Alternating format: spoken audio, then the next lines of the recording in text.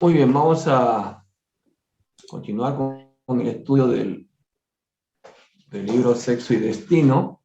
Nos habíamos encontrado en una situación muy interesante, pero muy delicada, porque Marita había supuestamente mandado concertar una cita en una casa de citas, valga la redundancia, una casa de tolerancia, con Gilberto. Pero Gilberto no iba a ir porque el señor Torres había planificado ir a él en su lugar. Entonces vamos a ver lo que pasa aquí. A ver. Dice capítulo 13. Volví a Flamengo con aprehensión. Está hablando André Luis. No había conseguido auscultar los detalles del plan oscuro que se había formado. Los pensamientos de Claudio Torres, el padrastro, el padre adoptivo, vendría a ser de Marita, y del vampiro, ¿se acuerdan? El vampiro que se entrelazaban en extraños propósitos imprecisos. Comuniqué rápidamente con el hermano Félix, resaltando la necesidad de nuestro encuentro, pero me indicó que no podría producirse hasta la noche. No era aconsejable pedir ayuda de Neves, ya que debía estar muy ocupado. Las dificultades morales se extendían en un laberinto y alguna amenaza podría frustrar los objetivos y movimientos. En cuanto a otros compañeros a los que podría acudir, estaba muy lejos del tema que me ocupaba. Era preciso, pues, actuar solo, con mis propios medios. Vamos a ver entonces a André, primera vez que va a actuar de esta manera, solo. Interesante recalcar, resaltar la comunicación, ¿no? Cómo ellos se pueden comunicar a través del pensamiento. Y ese pensamiento viaja no como el sonido en el aire, por el aire, las ondas sonoras viajan en el aire, las ondas mentales viajan a través de ese fluido cósmico universal, son fluidos. Y entonces ahí viaja el pensamiento. El momento no era para perder energías en acciones inútiles, era necesario poner en marcha los recursos que tuviese. Para intervenir sin dudas, juzgué prudente oír al acompañante desencarnado de Claudio, al que no conocía. Al principio había dos, pero en el actual solo quedaba uno, el que me llamó la atención por su inteligencia agudizada. ¿Sería justo investigarle y ver sus deseos? Recordé experiencias anteriores en que, unido a otros amigos desencarnados, había modificado mi aspecto externo mediante un profundo esfuerzo mental. Aspiraba a hacerme visible frente a aquel ser enigmático que habitaba en la casa de los Nogueira.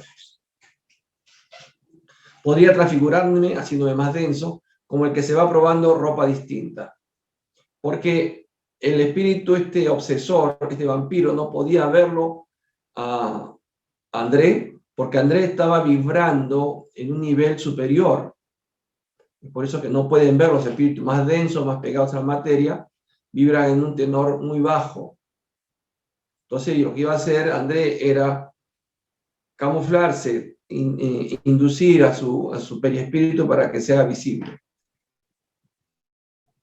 Me situé en un lugar tranquilo frente al mar, oré pidiendo fuerzas.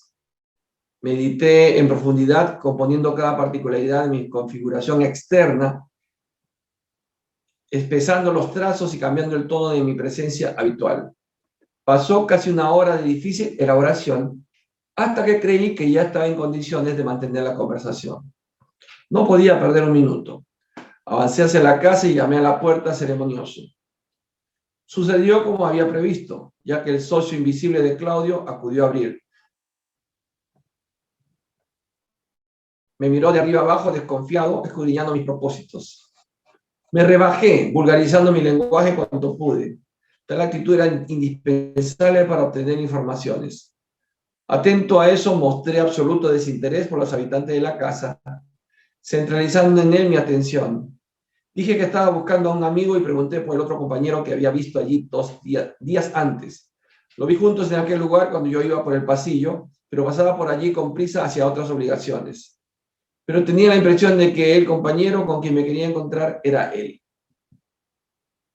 Esa fue la idea más simple que se me ocurrió conversando con el espíritu sumiso y fraternal, de forma natural, para poder ganar algo de confianza y afecto. Entonces le engañó, le estaba engañando diciendo de que él, porque, ¿y qué haces acá? Miren ese detalle, toca la puerta, porque a ese nivel inferior, estaba demostrando el nivel inferior, no pueden atravesar paredes. Pues esos espíritus se desplazan, los espíritus caminan. Pues tocó la puerta. Cuando lo vio, le dijo, el motivo era que venía a buscar al otro. Había, ¿se acuerdan? Eran dos los obsesores, pero esta vez solo estaba uno. Era para darle confianza porque quería jalarle la lengua, no quería averiguar las cosas que pasaban ahí. Él pareció sensibilizarse y me trató con la generosidad accidental de un hidalgo que no se desmerece por dar algo de consideración a un mendigo. De robusta y enorme complexión, me puso su mano derecha en mi hombro con el gesto de quien despide a alguien inoportuno de forma cortés. Me analizó e hizo más preguntas. Informado del momento exacto en que le vi reunidos y reconociendo los detalles que yo le había mencionado, aclaró tratarse de un amigo que se hospedaba con él de cuando en cuando para reconfortarse con unos tragos, pero que en aquel momento no se encontraba allí. Por lo que sabía, se encontraba en una casa de Bras de Pinar, cuya dirección me dio. Mira, o sea que el obsesor principal era este espíritu, el que tenía esa sociedad con Claudio, y el otro espíritu estaba de pasada y le invitó a tomar unos tragos. Porque, o sea que no eran los dos obsesores de Claudio, era uno solo. Pero le invitó a que disfrutara lo que Claudio estaba tomando. Interesante, ¿no? Lo lamenté, le pregunté cómo se llamaba, me sentía muy reconocido y volvería a Flamengo en otra ocasión. Quería saber su nombre para llamarle así a mi vuelta si tuviese que preguntar por él a otras personas. No se hizo de rogar, respondió cortésmente, se llamaba Ricardo Moreira. Bastaría que le llamase tan solo Moreira, porque en Brasil se utiliza el apellido, no el nombre. Moreira. No, Ricardo, casi utilizamos nombres, apellidos. Era muy estimado y contaba con muchas relaciones y afectos en el edificio. Y otro dato es que el papá y la mamá, cuando van a inscribir al niño en la oficina de inscripciones de recién nacidos, sería Carreniec, ¿no? El apellido que se pone primero es el de la madre y segundo es el del padre. Fíjese, ¿ya? Así es su legislación, sus leyes, que la madre, el hijo lleva el apellido de la madre primero y después el padre. ¿Ah? ¿Por qué? Se preguntan, ¿no? Porque dice que la madre es la que lleva la mayor responsabilidad, es la madre la que trae al bebé. Ah, interesante, ¿no? Hasta ahí todo bien, pero era necesario examinar más sus íntimas reacciones. Era imprescindible conocerle, sopesar sus posibilidades. Le dije que estaba cansado, deprimido. Si era allí el mayordomo, que me permitiese la gentileza de entrar, aún por breves instantes, para rehacer un poco mis fuerzas, como un acto de bondad fraterna. Solo unos minutos. No tenía ningún ambiente humano amigo. Ahí se operó un gran cambio. Vi que perdía la posición que había ganado. Moreira me atravesó con una mirada terrible que llegó a mí como una puñalada vibratoria. Emitió algunas frases irónicas y gritó que aquella casa ya tenía dueño, que entre los sin cáscara que mandaba allí era él, y para atravesar la puerta habría que pasar por encima de él, que yo tenía la ancha calle para dormir y terminó agresivo. ¿Qué se te ha perdido aquí? Vete, fuera, fuera. No me quedó otra alternativa sino bajar por las escaleras rápidamente, porque avanzó hacia mí con los puños cerrados. Regresé al rincón al lado del mar y recé. Y el nombre de Sin Carcasa es un nombre peyorativo que el argot de los planos inferiores se designa a los espíritus desencarnados. O sea, ellos se llaman así, Sin Carcasa. Carcasa es el cuerpo. Entonces, entre los Sin Carcasa, entre los espíritus, él mandaba allí. Una vez recuperé mi condición anterior, por eso fue nuevamente al mar, otra vez hizo su ejercicio de esta vez ya de limpiarse de esos fluidos que había recibido y vuelve a tener su condición anterior de espíritu esclarecido. En el interior el matrimonio se disponía a comer sirviéndoles doña Justa el almuerzo. Moreira, que ya no podía distinguirme, estaba sentado en la misma silla que Claudio, de tal manera que se alimentaba a la vez que él, a través de uno de los numerosos procesos en que se catalogan las acciones de osmosis fluídica. ¿Ven? ¿Ven que tan pegado estaba la materia que ese espíritu, ya sabemos que se llama Moreira, ¿no? Estaba en el cuerpo, pegado en el cuerpo de Claudio, y Claudio comía, y él también comía. Comía en sentido de que sentía la sensación de los alimentos. La conversación del matrimonio se desarrollaba sobre temas superficiales, pero consultando la mente de Nogueira me percaté de que el tema del día circulaba activamente en el sistema de unión mental que mantenía entre él y su acompañante invisible. O sea, estaba charlando, pero muy distraído, pero su mente conversaba con el espíritu este vampiro. Observaba que ambos ansiaban noticias que le permitiesen conexiones para el objetivo inconfesable que empezaban a mostrar en su espíritu. Ahora en la mesa el dúo exteriorizaba sus intenciones en las formas de pensamiento que surgían. Todo se aclaraba de repente, elaboraban el plan en silencio. Pues a la persona que son muy silenciosa hay que dudar qué cosas estarán tramando en su mente. A lo mejor los que hablan un montón, hablan, no tienen tiempo de pensar. Pero aquel que es calladito, pues los peores son los calladitos. Dice, no mata una mosca. Ay, ay, ay. El calladito salió una joyita. Arborarían a Marita como dos cazadores, lo harían con una liebre. Wow. Gozaban por anticipo del asalto, se articulaban sus pensamientos en lances disolutos. O sea, ya estaban saboreando, ¿no?, la víctima. Iba a ser Marita. Estaban decididos a sorprenderla en la casa de Crescina, como quien coge un fruto de un árbol. Perplejo, descifré la trama por completo.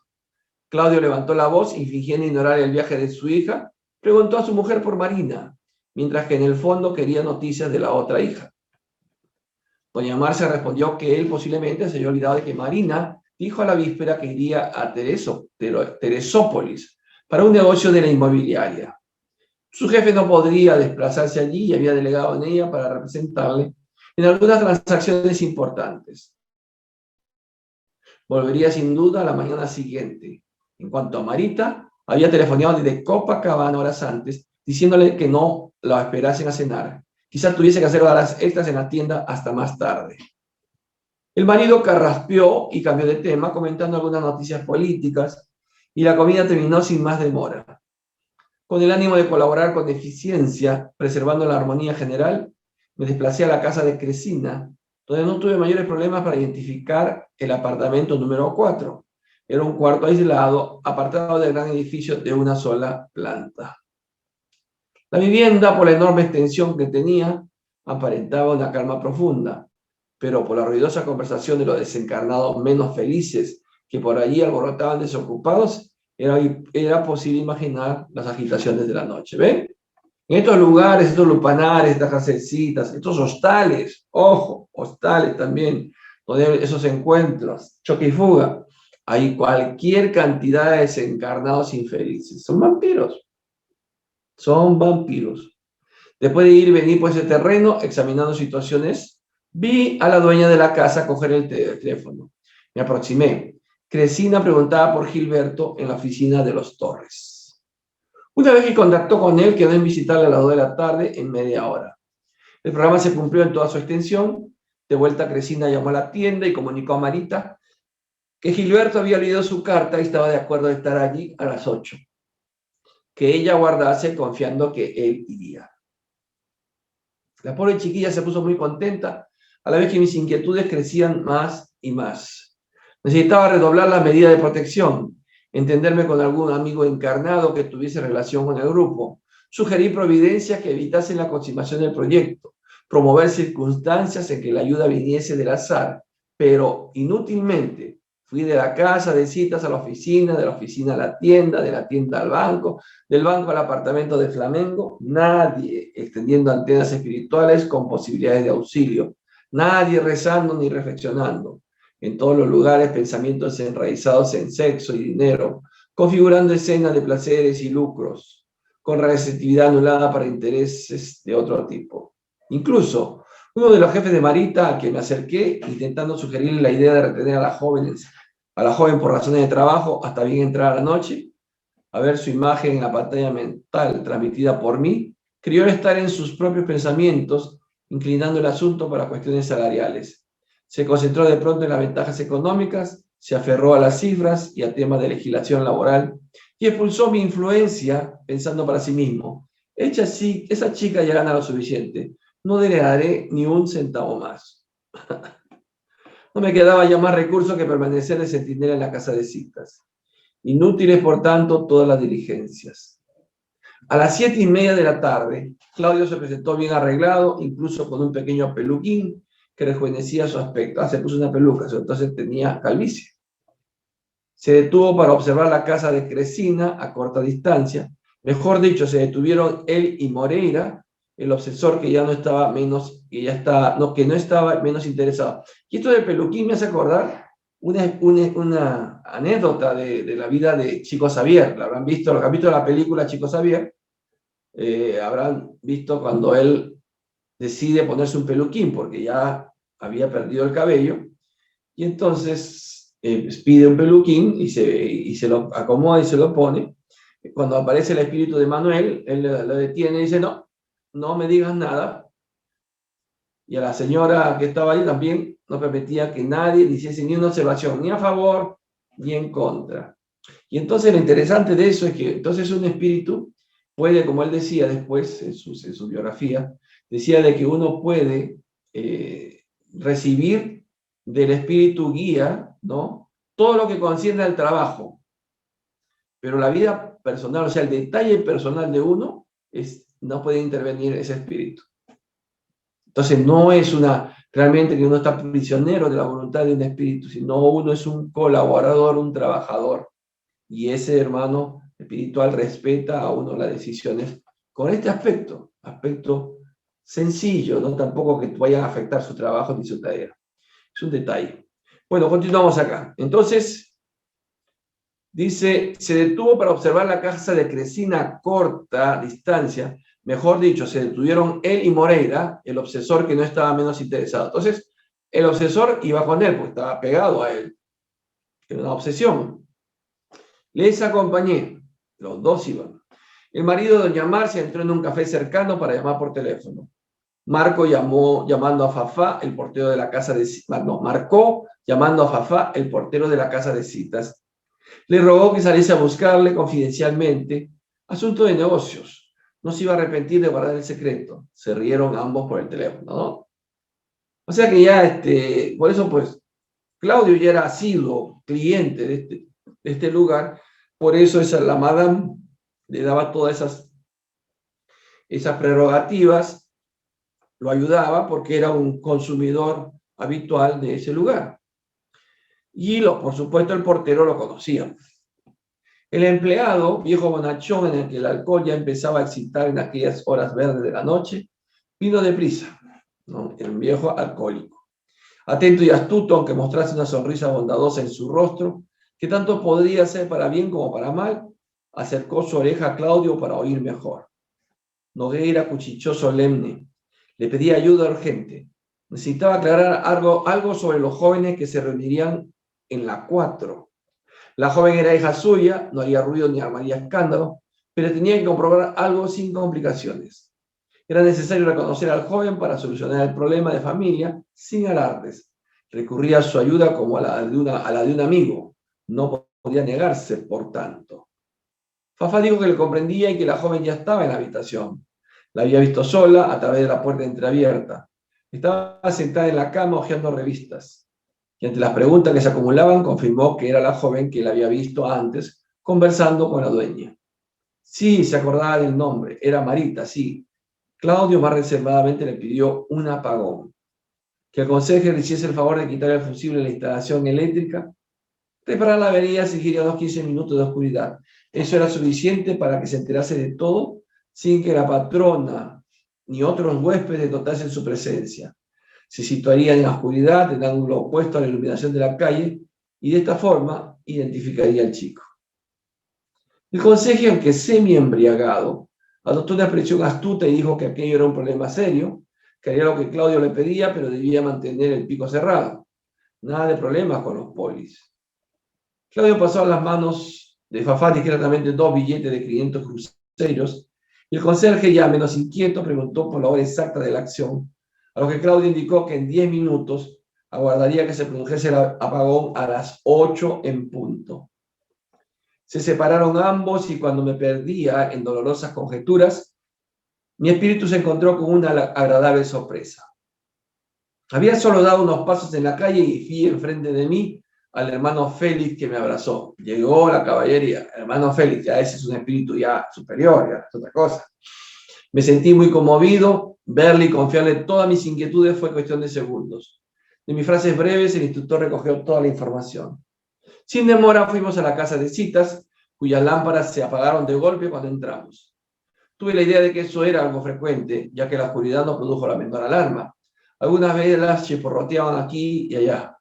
Nos encaminamos a la habitación aislada. Claudio estaba parado en la puerta, enlazado por el vampiro. Ambos yuxtapuestos el uno al otro, duplicidad de sentimientos e iguales propósitos. Ambos estaban emocionados, con los corazones palpitando, saboreaban con antelación la presa que no se les escaparía. De cerca observé que ambos se encontraban bajo el halo de las energías balsámicas de Félix, pero aquel fenómeno admirable para ellos era como si no existiese. O sea que Félix ya los envolvió en un halo de energías balsámicas. Fíjese la capacidad de este espíritu superior. Ante aquel cuadro inquietante y tierno a la vez, me imaginé a 2 lobos humanizados, a los que un piadoso emisario de los cielos intentase inútilmente transmitir la palabra e inspiración de Jesucristo. Se encontraban los dos en un charco mental de lascivia, con tal voracidad que no cabía allí, en ese volcán de apetitos sexuales, el menor resquicio por el que pudiese entrar alguna idea elevada. Un fuerte perfume invadió mi olfato desprevenido. ¿Dónde había olido algo semejante? Lo recordé con espanto. Aquella era la colonia que usaba Gilberto. Lo había olido en la entrevista que mantuvo con Claudio en Lido. Seguí observando y me percaté que Claudio había tenido idéntico cuidado en vestirse como el joven, incluso el tamaño y nudo de la corbata. No había olvidado ni un detalle. Mire, qué rata, ¿no? Había planificado, por eso era la interconversación que tenía con el espíritu. Pero más que astuto él, el espíritu era el astuto. El espíritu era el cerebro de esa operación. Tener el detalle para engañar, ya veo a Marita en oscuridad, que era Gilberto, para que Marita no pusiese resistencia, porque ya habían visto que Marita y Gilberto habían tenido ya sexo. Entonces no se iba a resistir, porque esa también era la intención de Marita, ¿no? De encontrarse allí. Pues si era la intención de conversar, iban a conversar en un parque, ¿no? ¿No les parece? En un café. Antes que Félix y yo pudiéramos actuar alguna medida de contención, el dúo entró en la habitación. Nosotros, que podíamos ver en la oscuridad, vimos a la pobre chiquilla levantarse, susurrando frases de arrebatadora pasión y de intensa nostalgia, abriendo ansiosa los brazos sin temer nada.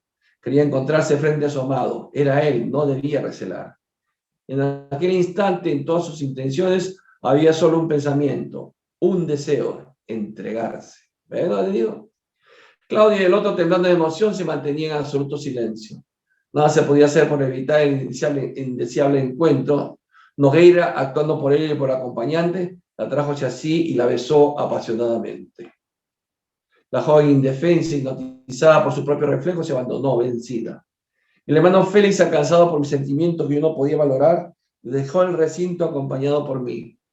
Y llegados a la puerta de entrada, vi que el benefactor tránsito se detuvo con los ojos fijos en el cielo. En cuanto a mí, confuso, no me sentía capaz de articular una oración. Nada hice sino callarme, reverente, delante del agobiado corazón paterno, que venía de las esferas superiores para deshacerse allí en un suplicio indecible, velando a través de la oración muda que se reflejaba en su exterior en gruesas lágrimas. Hombres, hermanos, aunque no podáis vivir con santidad por los instintos inferiores que atenazan vuestras almas, todavía animalizadas por las duras deudas de un pasado culpable, reducid todo lo que podáis, lo que desvíe del bien, a vuestras conciencias. Si no lo hacéis por vosotros, hacedlo por los muertos que os aman de otras vidas más bellas. Disciplinaos con respeto a ellos, guardianes invisibles que os extienden las manos. Padres y madres, esposos y esposas, hijos y hermanos, amigos y compañeros que suponéis perdidos para siempre, en muchas ocasiones están a vuestro lado, acrecentando vuestra alegría o compartiendo vuestro dolor. Cuando estéis a punto de resbalar por los despeñaderos de la delincuencia, pensad en ellos. Os sirven generosos, indicándoos el camino en la noche de las tentaciones. Como la luz de las estrellas remueve las tinieblas.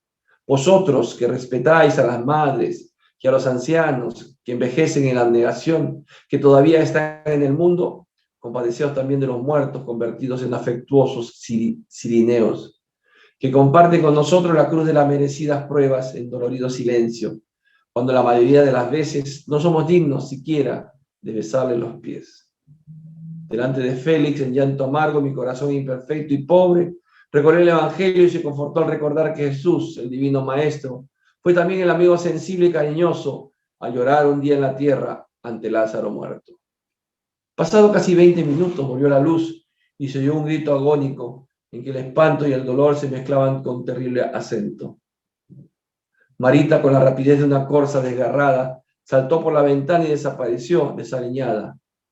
Antes que nos pudiese posible intentar cualquier socorro, alguien llegó apresuradamente a la puerta del aposento, abriéndola con furia. Era doña Marcia.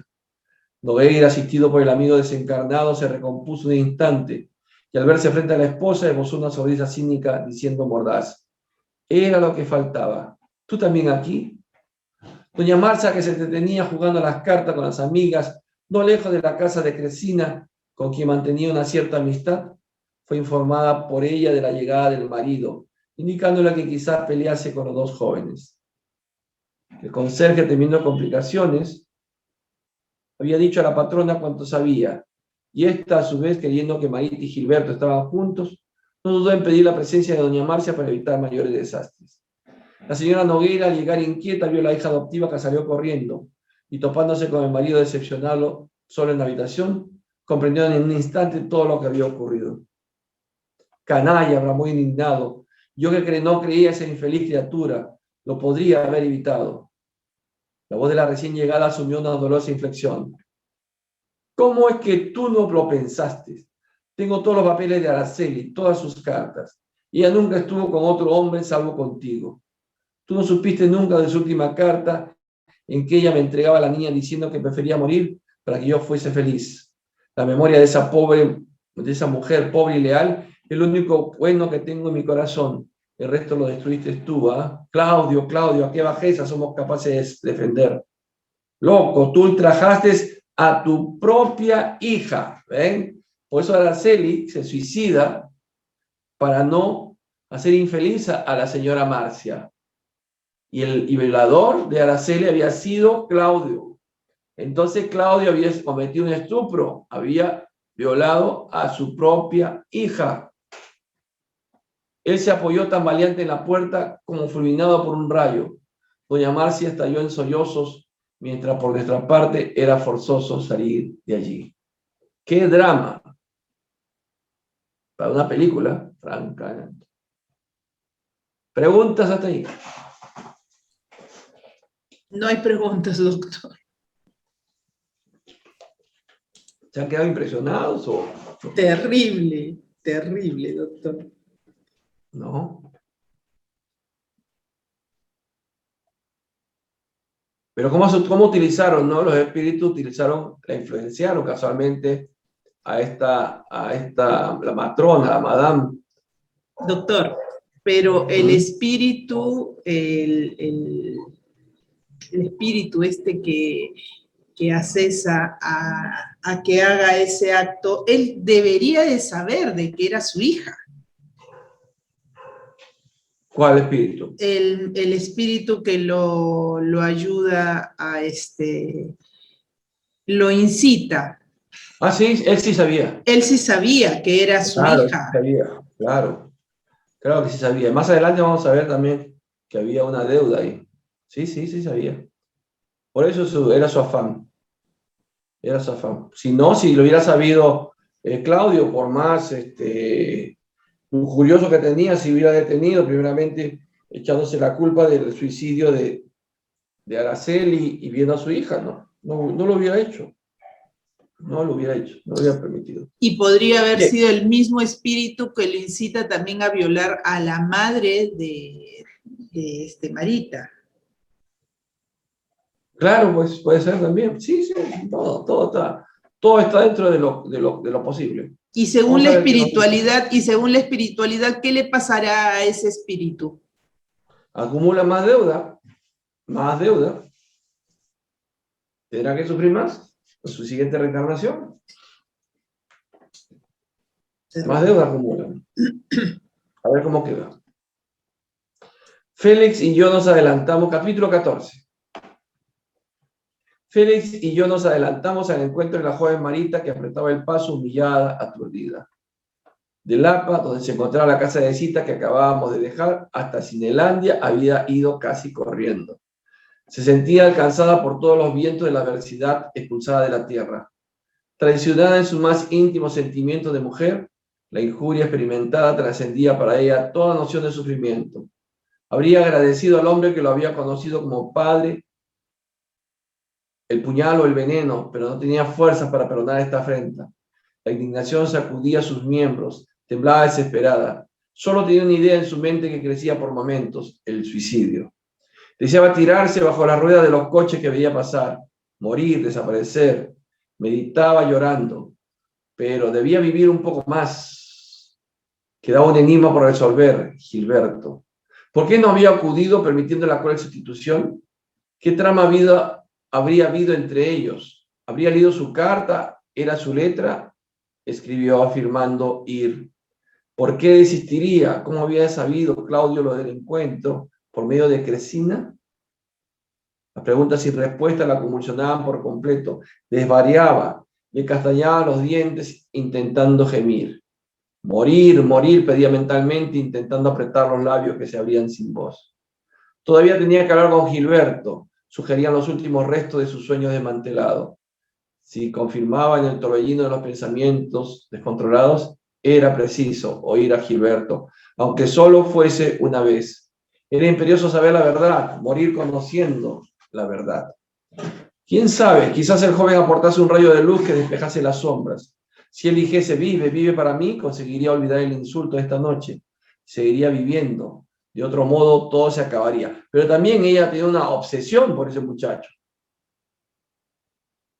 No había nada que hacer, era él. Hasta eso hubiera perdonado con tal de que él estuviese con ella. O sea, si no es conmigo, entonces prefiero morir. Caminando apresurada e indiferente a la brisa que acariciaba sus cabellos, no rechazaba en espíritu las mayores demostraciones de ternura y consuelo. Ninguna idea podía afinar con ella, salvo la repulsión. Decididamente, si Gilberto había participado en la trampa en la que había caído inocentemente, todo estaría acabado. Solo le quedaría el desprecio final. Llegó a largo del paseo y paró un momento. Se fijó, angustiada, en aquellos árboles frondosos que tanto le gustaban. Las ramas balanceándose al viento parecían llamarle para dar un abrazo de despedida. Marita sollozó, tuvo miedo, pero siguió adelante. Atravesó la masa risueña de personas que salían de los cines. Se acordó de Gilberto desde ella misma, felices, enamorados, comiendo palomitas de maíz. Siguió adelante entre las multitudes.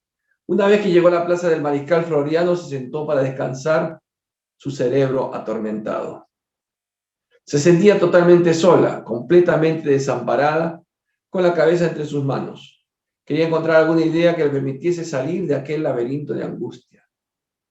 En vano, el hermano Félix, al abrazarle, le susurraba conceptos de paciencia y cordura. Inútilmente se refería a la bondad y al perdón. Aquel corazón joven, aunque bondadoso, parecía ahora un lago cristalino al que un volcán oculto hacía herir. En su interior las ondas del pensamiento huían precipitadamente. No había lugar para la receptividad, el equilibrio o el silencio. En la mente turbada surgió una idea que le hacía vislumbrar un rayo de esperanza. Telefonear. Podría llamar a la residencia de los Torres. Gilberto indudablemente estaría con su madre enferma. Además de eso, Marina había viajado por la mañana. Una razón más para que no se apartase de doña Beatriz. Aún así reflexionó. Era probable que él, al otro lado del hilo telefónico, le engañase. Una insoportable desconfianza le amargaba el corazón como una raíz espinosa. Sin embargo, no veía otra solución mejor. Conversar, oírle. Tenía sed de verdades, deseaba saber. En ese tiempo un teléfono, ¿no? Ahora ya sería celular y una videollamada. Más interesante. En su mente atribulada chocaban razones de todo tipo. No volvería a la casa de Flamengo. Entre volver a la casa de los Nogueira y morir, preferiría morir. Analizó las circunstancias y a sí misma meditó y meditó. Un pensamiento extraño asomó en su mente. Ocultar, fingir. Para alcanzar la verdad, mentiría. Entraría así en juego con la mentira como su base final. Marita sabía que ella y su hermana Marina tenían una voz y expresiones parecidas, fruto de la intimidad y la convivencia juntas. Llamaría a Gilberto haciéndose pasar por su hermana, intentando imitar su conversación. Simularía estar volviendo de repente de Teresópolis. El joven de esta forma confesaría todo lo que sentía con respecto a ella. La joven miró su reloj, eran las 9:10. Queridamente tranquilo para la conferencia. Se acordó de doña Cora, cliente de su tienda en Copacabana, que se había hecho muy amiga suya, y en cuyo apartamento acostumbraba a telefonear en algunas ocasiones imprescindibles. Se levantó algo reanimada para dirigirse allí, y solo entonces se percató de la falta de su bolso que había perdido en la fuga. No tenía dinero, pero no desistió por eso. Llamó al primer taxi que pasaba y preguntó al conductor si podría llevarla hasta la casa para pagarle después. Estaba sola y se le había pasado la hora. El taxista notó su tristeza y timidez, se compadeció de ella, alegó que no tenía costumbre de hacer eso, pero que en este caso haría una excepción. Seguimos junto a ella el breve trecho que nos separaba de Copacabana.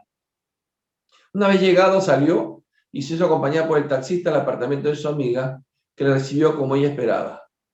Dijo a la avergonzada doña Cora que se hallaba en apuros y que se necesitaba algún dinero prestado que le pagaría el día siguiente. La doña en la casa espontánea y bondadosa no titubeó. Abrió un pequeño cajón y dijo sonriendo: solo tengo 400 criseiros. El marido no estaba. Marita, muy agradecido, le dijo que bastaba con eso. Después de pagar al taxista, dijo a la señora que había hecho horas extras. Después había ido a Leblon a visitar a un enfermo, indicando que ahora tomaría el autobús para la casa. Antes de eso, sin embargo, tenía necesidad de hacer una llamada telefónica. Era una conversación con una persona muy allegada. Doña Cora la dejó sola en la habitación diciendo gentilmente que le iba a preparar un café, que hablase con toda libertad, que nadie la iba a molestar. Sus 2 hijos pequeños dormían hacía mucho y el esposo, que había tenido que sustituir a un colega en el trabajo, no iba a regresar hasta más tarde. La dueña de la casa se fue a la cocina, dejando sola en el salón. Y allí, delante de nosotros, sin que se percatase en lo más mínimo de nuestros corazones solidarios, Marita marcó el número tratando de apagar su emoción, para evitar la alegría de su hermana. Escuchamos atento el diálogo juvenil, que quedaría en nuestra memoria grabado frase a frase. ¿Residencia de los Torres? Sí. ¿Quién está al habla? ¿Gilberto? Sí, sí. Oh, mi bien, ¿no me conoces? ¿Conocer a quién? Yo, Marina, acabo de llegar. Ah, sí, Marina, qué maravillosa sorpresa. ¿Por qué tardaste tanto? Estábamos esperándote todos en casa. ¿Por qué telefoneas? Quería saber, mi amor, si estás bien, si tuviste un buen día. Nostalgia. Yo también, mucha nostalgia. Vente. ¿Y mamá está mejor? Un poquito. Escucha. ¿Para qué hablar? Vente rápido para acá. Un momentito solo. Escucha. Pasé rápidamente por casa en Flamengo para hablar unas cosas con mamá. Estuve con 2 amigas en Teresópolis que me pusieron la cabeza como un bombo. Estoy confusa, celosa. ¿Qué pasa? Marita. Ah, Marita. No tengo nada con ella. Pero yo ¿supiste el qué?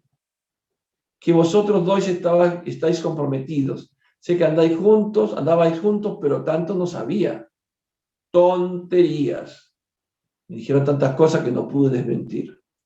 Una pérdida de tiempo. Hay tanta gente chiflada, ¿entendiste? También estuve con papá ahora. En ese punto de la conversación, Marita titubeó. Había oído lo suficiente para sentirse desdeñada, abatida. Pero necesitaba llegar al fondo del asunto. Era importante saber hasta dónde podía Gilberto haber llegado. No quería descubrirse, toda precaución era necesaria para develar el insulto de que había sido víctima. La pausa fue breve, sin embargo, Gilberto al otro lado del hilo dijo: entonces, explícate. Bien, creo que debes saber lo que pasó. El viejo me buscó. Él mismo telefoneó, ¿sabes? Nos vimos personalmente para concretar todo. Quiere decir que Marita, imagínate, me escribió pidiéndome una cita. El viejo supo todo antes y me pidió que dijera que iba a ir, pero que no fuese, ¿entiendes? ¿Y cómo te las arreglaste? Le escribí una nota prometiendo verla, pero acordé con el viejo que él mismo iría a buscarla. Esto lo propuso él. Tú verás, no podía dejar de aceptar. Era la primera vez que me pedía algo.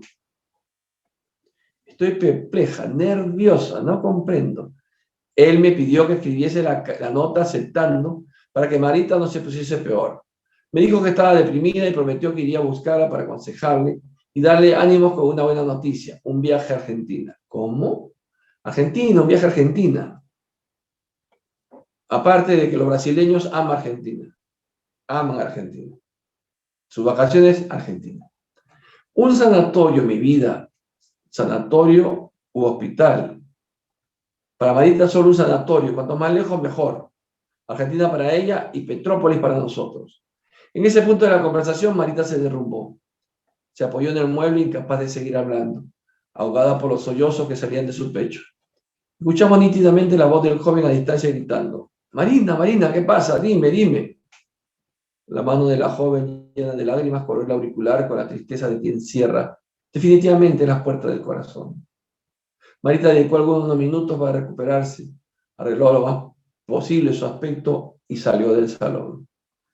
Habló del dinero prestado diciendo a doña Cora que le perdonase las molestias.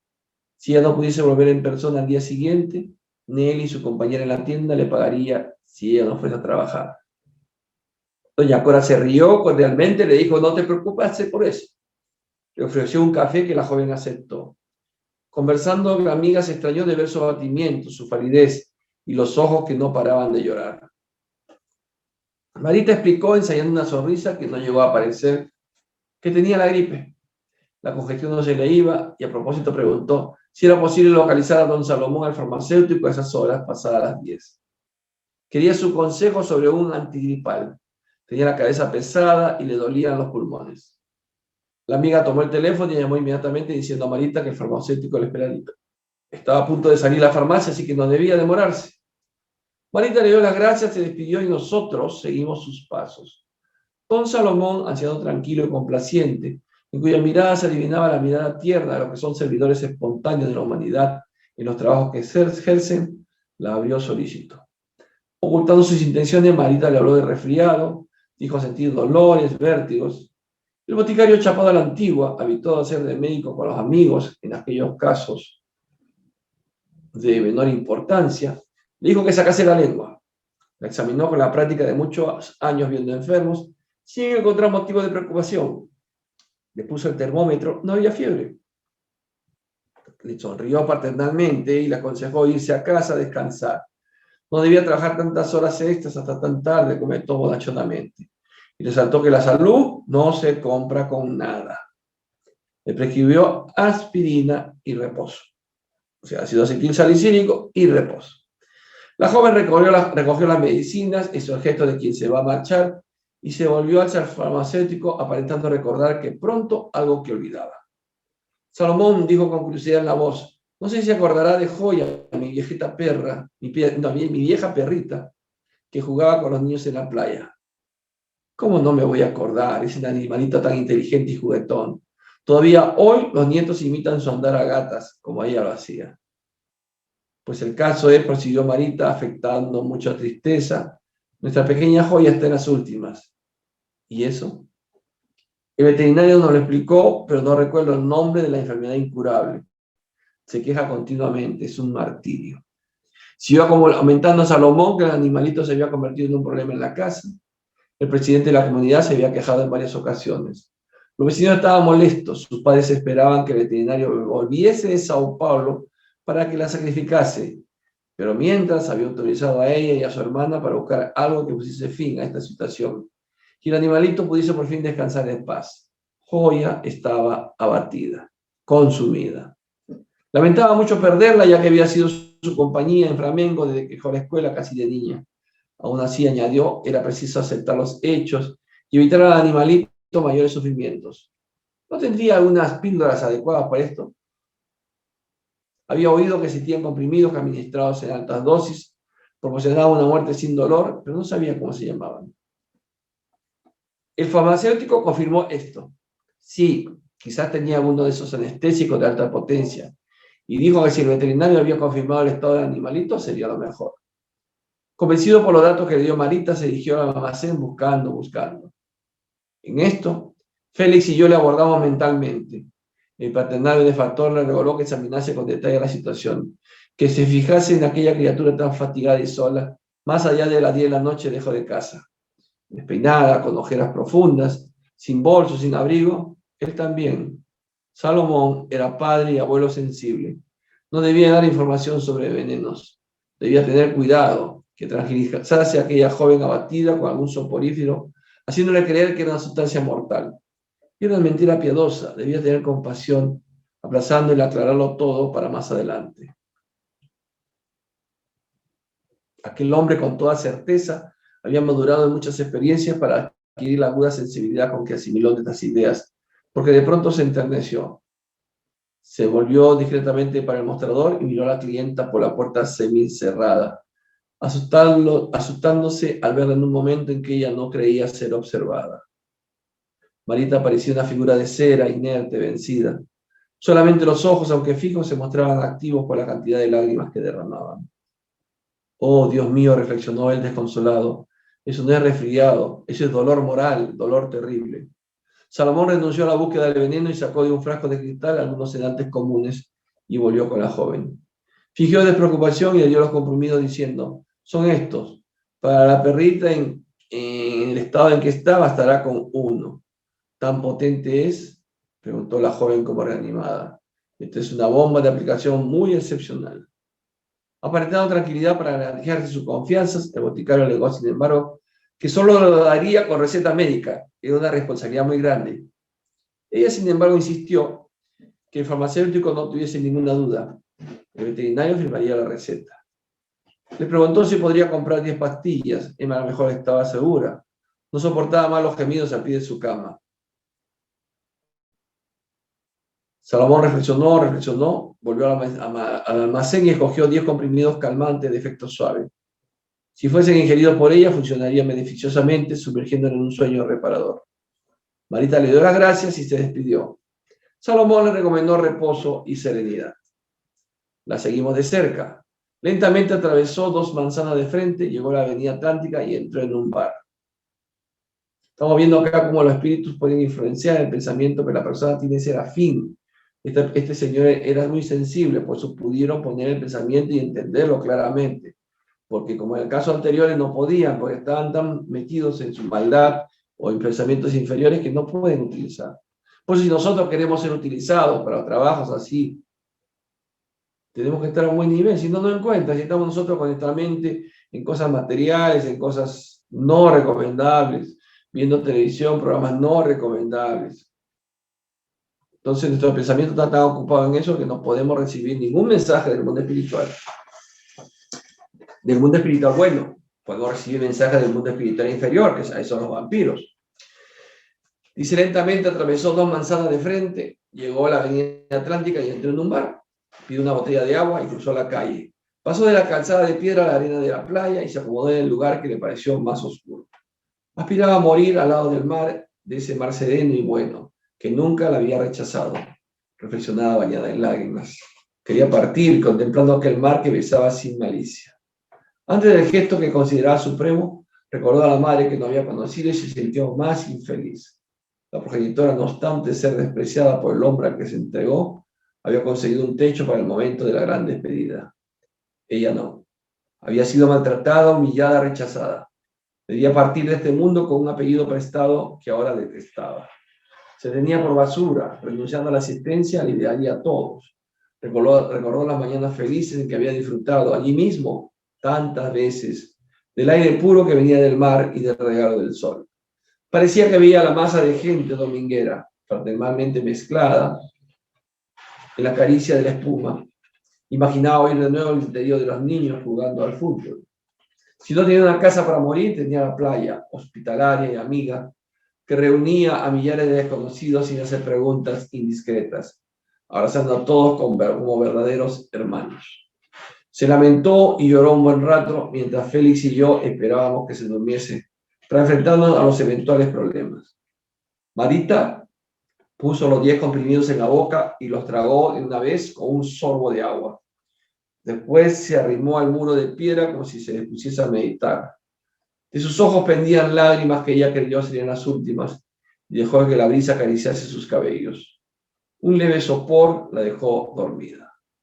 Consultamos la hora, la 1:05 de la madrugada. Félix oró por unos instantes. No entendí en ese momento si por obligaciones de vigilancia o respondiendo a la llamada del instructor, dos desencarnados aparecieron ofreciendo sus servicios. Félix aceptó gustosamente y mientras recién llegados velaban, él y yo emprendimos la tarea restauradora. O sea, lo dejaron a estos dos cuidando a la Marita. Tomamos medidas para que la joven no se apartase en espíritu del cuerpo descontrolado, pases reconfortantes en los centros de fuerza, estímulos variados en diversas secciones del campo cerebral, insuflaciones en los vasos sanguíneos, operaciones minuciosas y lentas. Estamos viendo acá entonces de que los espíritus pueden dejarte metida en tu cuerpo si no quieres que salgas como espíritu. Pues en este caso iba a salir Marita toda perturbada, toda con celo, yendo nuevamente a buscarlo a Gilberto, como fue la primera vez. Entonces la dejaron allí, estos dos, cuidándola. Acupuntura magnética del plano espiritual. Mira eso, acupuntura magnética del plano espiritual, en la que el orientador demostraba una notable maestría. Habían aplicado las clases y como acupuntura. Pasaron casi 4 horas y al final Marita reposaba tranquilamente. Reconfortado veía en los ojos del benefactor lucir la esperanza. En eso, sin embargo, un barrendero safio salió de la calle y caminó en nuestra dirección regando la arena. Fijándose en la joven adormecida, se sintió picado por la curiosidad. No valieron los recursos manejados por los desencarnados que velaban. El fanfarrón de relativamente joven avanzó hacia ella y la sacudió rugiendo. ¡Despierta, vagabunda! ¡Despierta, vagabunda!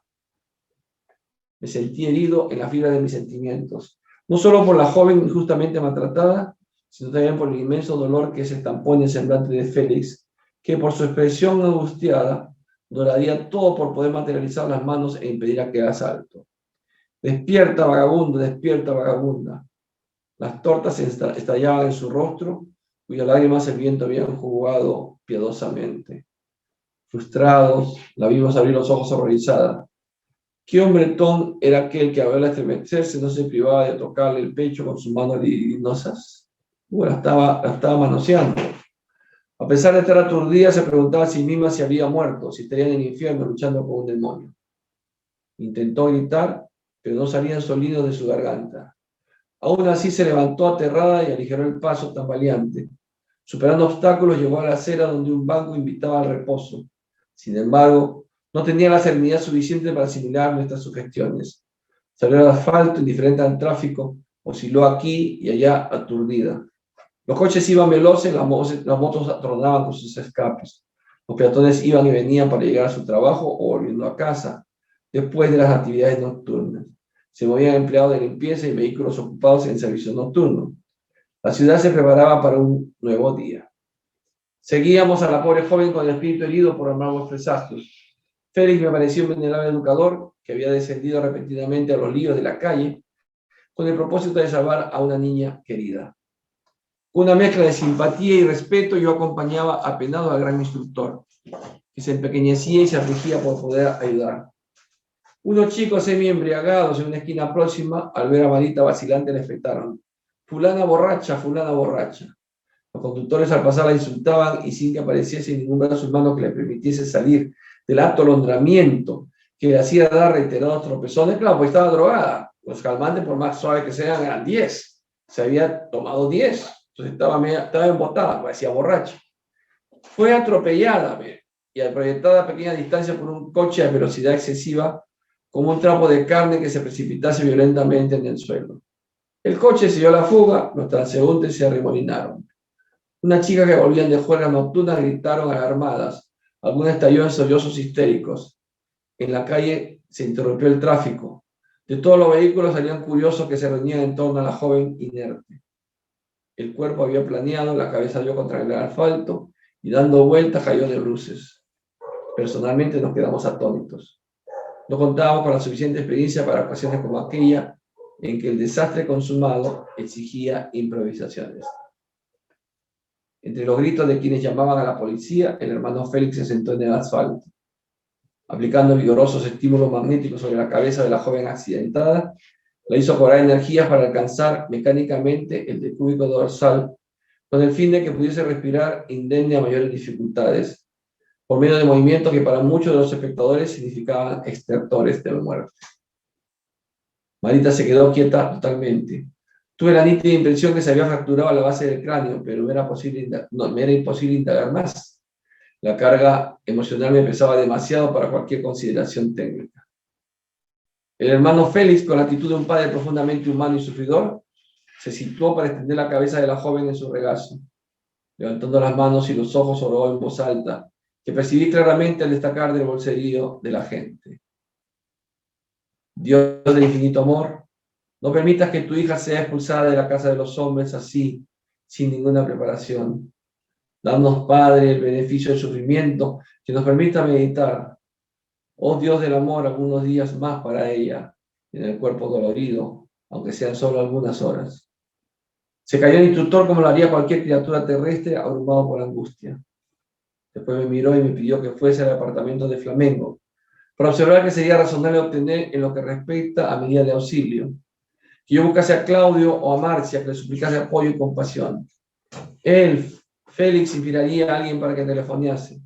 Los Nogueira estarían entre él y yo, para que fueran conscientes del accidente y que fuesen mentalmente movidos a tener piedad. De permanecer allí velando, haciendo cuanto pudiese para que no se produjese la desencarnación inmediata. Él permanecería. Entonces iba a permanecer Félix al lado para que no desencarne. Cuando yo volviese de Flamengo nos reuniríamos de nuevo. Al verle así tan humilde en la negación en que daba testimonio, salí rápidamente, no solo para atender su petición, sino también para desahogarme. En ocasiones es preciso que las lágrimas nos sirvan de confidentes, cuando no hay alguien que nos oiga. Tanto trabajo de aquel benefactor sublime para salvar a una chica con tan duras pruebas. Tanto sacrificio de un orientador cuya grandeza se había forjado en las esferas superiores para ofrecer los brazos, pero me imaginaba que inevitablemente todo se iba a lograr. Un poco de... Antes que saliese de la avenida Atlántica para el túnel nuevo, oí muchas voces que se alzaban exclamando, ¡muerta, muerta! Incapaz de contener las lágrimas, me volví para contemplar en el rostro del hermano Félix el impacto de semejante noticia, diciendo a mí mismo, todo ha sido inútil, todo ha sido inútil. Pero un vigoroso impacto de esperanza causó mi corazón. Tuve la sensación de que unas fuentes imponderables de energía salían del firmamento claro y estrellado sobre aquel rincón de Copacabana, que el mar acariciaba de cerca como para llenarnos de confianza en Dios, en el lenguaje susurrante de las olas. No, la batalla no había acabado. Teníamos con nosotros la ayuda del amor y la luz de la oración. No todo estaba perdido. El benefactor, teniendo paternalmente en sus brazos a aquella joven desfallecida, fijaba sus ojos en las alturas y, recogido en profundo silencio, parecía no hablar con el infinito.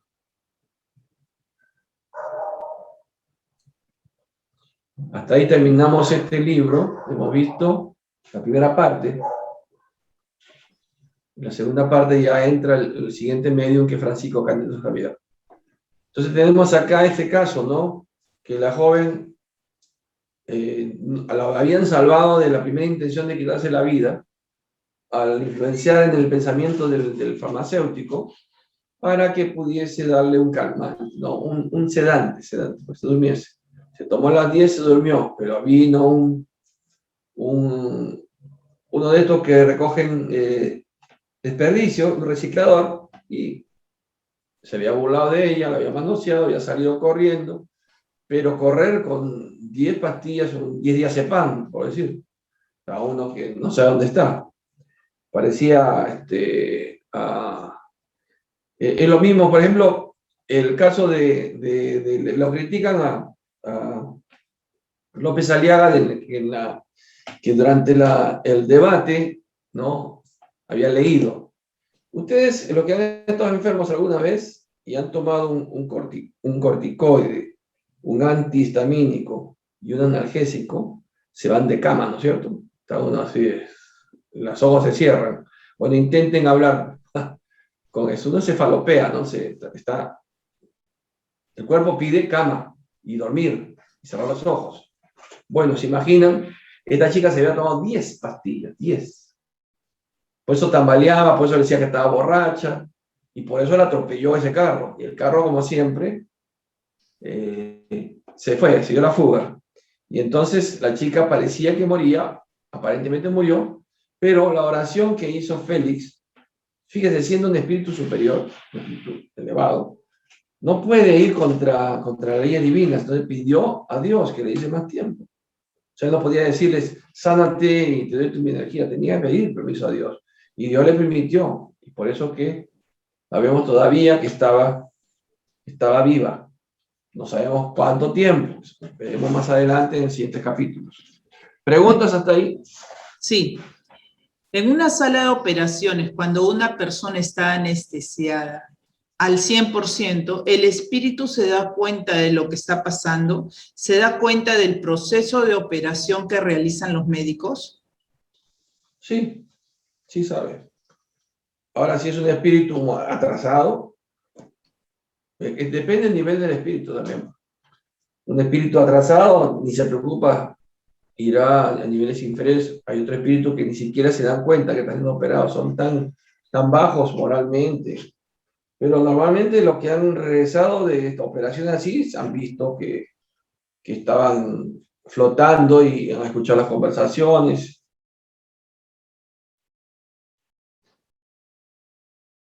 Doctor, se le ha cerrado su audio. De sedación y anestesia. Ahora dicen los detractores que la anestesia la que hace ver eso. Que no es que hay un espíritu, es la misma anestesia, que han averiguado que la anestesia influye en una parte del cerebro y hace que imaginen cosas. Ay, señor. Esos son los materialistas, ¿no? Bueno, pero ese es el espíritu que sí ve. Ya. Más allá de las deudas espirituales que existan, ¿es posible no pagar deudas con la práctica exhaustiva de la caridad o del arrepentimiento sincero al conocer la doctrina espírita? Las deudas se pagan, ahora se disminuye la intensidad de la reparación, del rescate. Se amengua. Yo mismo, yo tengo este dedo, hasta ahí nomás, ves que queda derecho, no tuerce, yo soy pianista, he sido, ya después de esto, un pianista más, pero tocar música, tocar guitarra también, no se puede digitar con este dedo, entonces me frustró.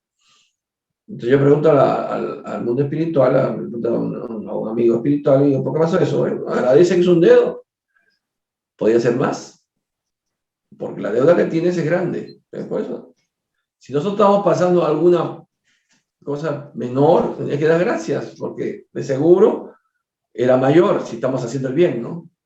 Ahora, si no estamos haciendo el bien, viene el rescate de deuda. Y nos tiene que de todos modos pagar la deuda. Pero como el ejemplo me está dando que hace el bien y está todo esto, sí. Pero tampoco puedes decir de que no vas a pagar algo. Sí, vas a pagar. Pero no va a ser con la intensidad, pues, de que tenía que haber venido. Ya no tiene objetivo. Pues el objetivo de la deuda, de reparar la deuda, es para que aprendas, para que sientas lo que hiciste a otro.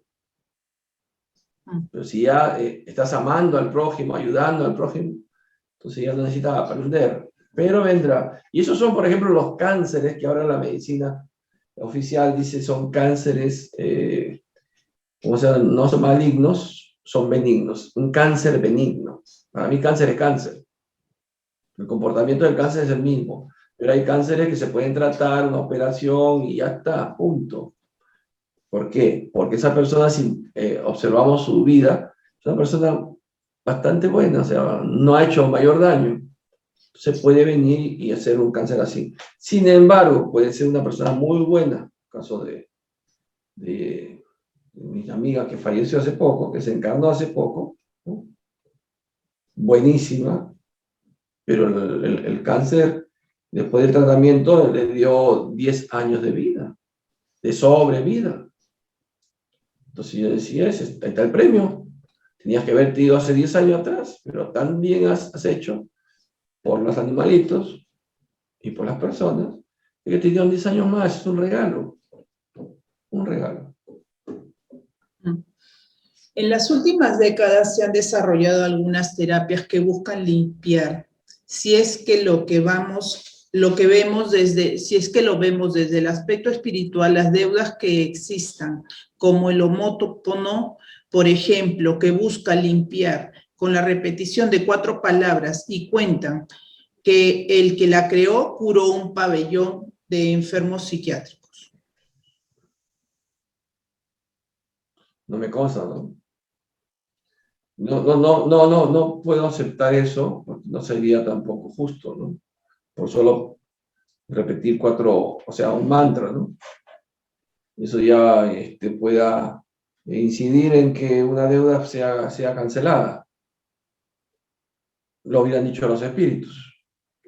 Y lo mismo que piensan, con todo respeto, piensan los musulmanes. No, los musulmanes no. Sí, los musulmanes piensan, y también piensan los budistas. Los shintoístas, no. Lo que piensan es, los hinduistas. El hinduismo dice, de que si tú en el momento de morir mencionas la palabra Krishna, en esos momentos todos tus pecados son perdonados, todos. Y vas al su paraíso, ¿no? Entonces uno puede hacer todo el daño que sea, pero justamente en el momento de morir lo menciona el nombre de Krishna y por arte de magia es limpiado y puedes ir a esos niveles superiores, lo cual no es lógico, pues tampoco. Qué fácil, ¿no? Qué fácil. Lo mismo que nosotros podemos decir, o los jóvenes dicen, nada. Después, cuando sea viejo, ya me meto a la doctrina espírita, estudio un poco, hago un poco de bien y ya está. Entonces la pregunta que viene sobre eso es, ¿cómo sabes cuándo te toca partir? No es por edad que se parte. Hay jovencitos, niños que mueren, como hay ancianos que mueren a 200, a 102, 104 años. O sea, no hay edad que puede decir que todos vamos a morir a partir de los 70. Entonces a los 60 empiezo a hacer mi cambio, ¿no? No es así. ¿Alguna pregunta? ¿Está bien la eutanasia con los animales? ¿Eso no genera deudas? No. Cuando la eutanasia es porque aliviar de una enfermedad incurable, aliviar al animal porque no sufra, está permitido. Porque el espíritu allí todavía no es hominal, no ha llegado a la evolución de ser humano, le falta. Tampoco el animal acumula deudas, el animal se mueve por instinto. O sea, un león puede comerse a un ser humano y no tiene ninguna culpa. O sea, no se va a ir al infierno de los leones, ¿no? Sino actúa por instinto. Pero si un ser humano mata a otro, ahí sí, porque nosotros no nos manejamos por instinto, nosotros nos manejamos por la razón. Ya razonamos, ya hacemos diferencia del bien y del mal. ¿Otra pregunta? ¿Cómo uno paga la deuda de vidas anteriores si no sabemos cuál es? Que no es necesario saber la deuda cuál es. Basta saber de que algo debe, por eso tiene que pasar tal prueba. Que puede ser física o moral, ¿eh? Física o moral. Física es una enfermedad en el cuerpo de uno. Moral, pérdida de los hijos, pérdida de padres, pobreza, riqueza. Esos morales. Se entiende que este aprendizaje a través de las pruebas para evolucionar como espíritu, algunas lo interpretan como un castigo. ¿Es así? ¿Cómo refutar ese argumento? Es que no es castigo. Sería castigo si hubiese un juzgamiento. Si Dios lo juzgase, entonces ahí te condena a un castigo. No. Dios hace leyes, ha hecho leyes universales y nos ha dado libertad de decidir el bien y el mal, el libre albedrío. Entonces, si yo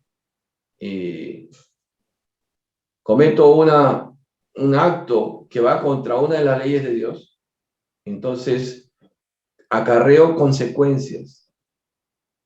O sea, lo que podemos considerar un castigo no es un castigo, pues nadie me ha dicho, porque hiciste esto, te pasa esto, ¿no? Consecuencias.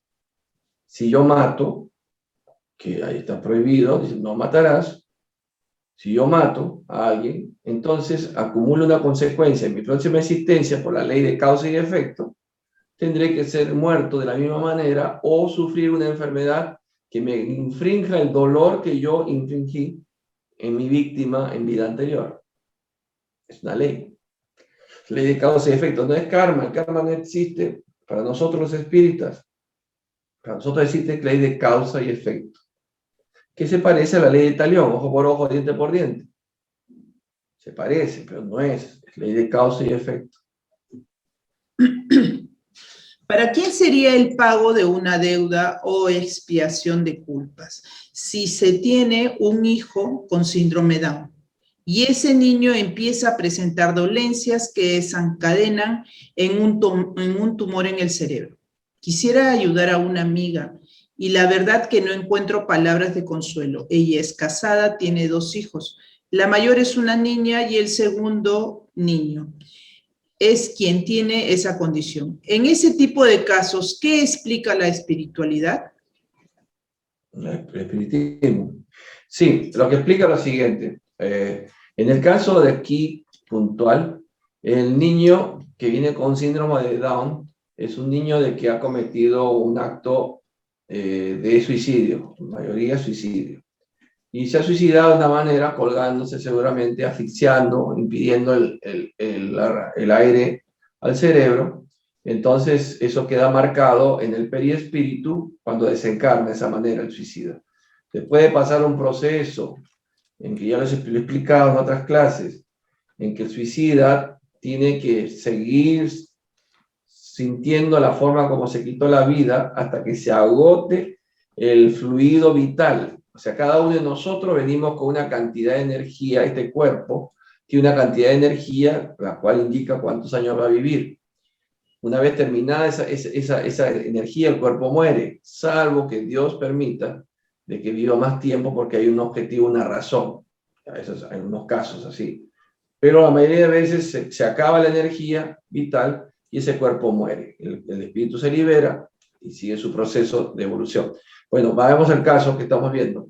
Se quitó la vida, se ahorcó, se colgó, y entonces viene la siguiente encarnación. Para eso una encarnación de un niño que viene con síndrome de Down, tiene que haber padres que puedan, uno, o por amor o por obligación, recibirlo. Si es por amor, es un espíritu seguramente, un familiar cercano que, viendo el caso de este suicidio de un ser querido, ¿no?, lo quiere acompañar en su siguiente encarnación porque sabe que vendrá con esta prueba tan difícil en su cuerpo físico. Entonces nace primero para que pueda ser en ese hogar de estos familiares de él que lo quieren, recibirlo. Puede ser el papá o puede ser la mamá, no necesariamente que sean los dos los que tengan ese deseo de recibir a ese suicida en esa encarnación. Bueno, digamos que nació, y nació con todos estos impedimentos. Ahora, ¿quién ama más a ese niño? El que ama más a ese niño es el familiar. Entonces, esa es la causa de ese familiar que viene de vida pasada. Porque siempre alguien ama más. Entonces vemos ahí el papá que se deshace por ese hijo o esa hija Down, que no tiene ni vergüenza, ¿no? Y también tenemos el otro caso que puede ser que le da vergüenza. Que la vergüenza no tiene nada que ver con eso. Hay casos así, ¿no? Le da vergüenza salir y ante la gente ver que es un hijo de esa ha salido, ¿no? Todavía hay un prejuicio. En el caso de que es una expiación para los padres, ¿no?, aprovechan que hay un suicida, esta vez no son familia, sino que esos en los que van a recibirlo como padres, en vida pasada también ha hecho un mal deseo de tener familia. Ups. A ver, sí, vale. ¿Me escuchan, no? Sí, doctor. Ya pensé que se había apagado. Entonces, vemos allí que viene el niño y aprovecha la espiritualidad para que esa pareja que va a ser los receptores de ese niño, como tienen deudas de vidas pasadas, tengan obligados que recibirlo a esto. Estos son los papás que no aman tanto a ese niño. No lo aman tanto, lo ayudan todo, pero no se le ve el amor. Entonces ustedes pueden ver en una pareja que tengan hijos así, puede haber comportamientos distintos de unos con respecto a sus hijos. Bueno, esas son las razones por las cuales viene un niño Down. ¿Cómo decirle a esta señora que la prueba es la prueba? Y ver uno, ya, él debe ver quién ama más a ese niño, quién se preocupa más por ese niño. Y ese niño tendrá que estar el tiempo que necesita estar. Y si tiene que partir, listo, ha ayudado a poder rescatar esa deuda de ese suicida de vida pasada, para que su siguiente encarnación ya no viene con ese problema, se libró de ese problema. Hace poco, hace mucho, un año ya, que falleció una persona, no digo nombre, un niñito, y como espíritu ya ha venido a agradecer. O sea, ya ese espíritu se liberó de esa deuda. Cuando vino en encarnación, vino con un cuerpo destruido, vivió el tiempo que tuvo que vivir, parte al mundo espiritual, se recupera ya en el mundo espiritual y ya regresa como espíritu a agradecer a los que fueron y lo protegieron en esta encarnación, ¿ven? Entonces no hay como dice, algo inservible, un niño Down o un niño con parálisis cerebral, no es algo inservible, no es un ups de Dios, no se equivocó la naturaleza, es necesario que esa carcasa, como dicen los espíritus, ese cuerpo, venga con esa limitación, para que ese espíritu encerrado en ese cuerpo, porque yo lo considero una jaula, una cárcel, puedan razonar y darse cuenta del desperdicio que hicieron al tomar esa mala decisión en su vida anterior de quitarse la vida. Entonces, cuando veamos una familia así, no nos digamos, ay, pobrecito, ¿cómo le vino así? No. Ya nosotros como espíritu decimos, ha venido así porque tenía que venir así. Más bien, felicitar a esa familia, darle apoyo, decirle, estás ayudando a este espíritu. Entonces, tú has venido y has decidido tenerlo. Y cuando yo he conversado con personas que tienen estos casos, en el mejor de los casos, y no se avergüenzan de ellos, sí me dicen, no, yo doy la vida por él, pongamos nombre, por Juanita, por Josecito, así, es mi hijo, es mi hija. Entonces yo les digo así, es tu hijo y tu hija, vinieron y tuviste primero, les explico. Entonces ellos más ven su compromiso con este espíritu que está en este momento pasando esa prueba difícil de un cuerpo inservible para nosotros, ¿no? Le dice que, acá le dice, ¿no? Que le queda más claro, el esposo es quien se desvive por el pequeño, lo adora y es quien más sufre, ¿no? Ahí está. Y hay mamás que lo esconden, ¿no? Le da vergüenza, ¿no? ¿Qué dirán mis amigas? Ay, te salió un hijo enfermo, ay. Y somos también nosotros crueles, ¿no? Como que miramos, nos decimos, ay, qué pena, ¿no? Qué pena. ¿Por qué pena? No hay ninguna pena. Yo conozco un matrimonio, claro. De una punta espírita, no, pues. Yo tengo una pequeñita y tratamientos cuando me vienen acá y digo, tiene que ser recién nacido. Porque recién nacido lo que tienen estos chicos Down, que tienen una atonía muscular, son átonos. Entonces, son trapitos, así, ni siquiera pueden enderezar su cabeza. Y entonces yo le doy medicamentos, al mes ya está su cabecita así, ya tengo una niñita que, si no la ven bien, piensan, no saben que es Down. Lo único que pasa es que habla y habla, no puede hablar bien todavía, pero a lo que tenía el riñón afectado, porque tiene megalias, ¿no? Todo grande, a lo que tenía, esa niña está muy bien. Y la mamá lo ama, más que el papá. El papá no. El papá está así, como dice. No viene a la consulta, la mamá sí se preocupa. Bueno, bien. Hay otra. ¿Y cómo se explica cuando existe más de un niño de la misma familia? ¿No sería más hereditario? No, no es verdad, no es así. No es así. No es hereditario. ¿Por qué? Porque entonces vemos ahí que esa pareja tiene mucho que ayudar, porque hay que ver cómo reaccionan ellos ante el hijo.